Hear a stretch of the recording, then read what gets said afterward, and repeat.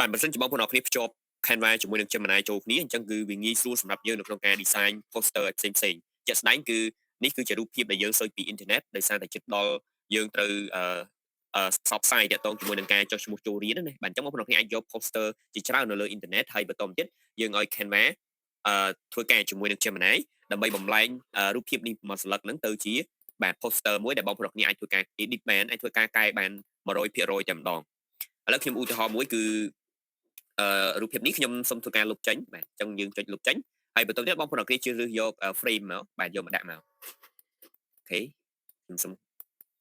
បាទបន្តទៀតយើងទៅឡើង stroke របស់វាបន្តិចបាទ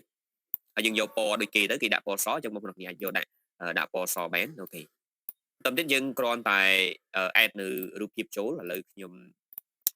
សូមយករូបនេះមួយបាទអូខេយើងទាញដាក់ចូលមកអូខេអញ្ចឹងខ្ញុំទាញវាធំបន្តិច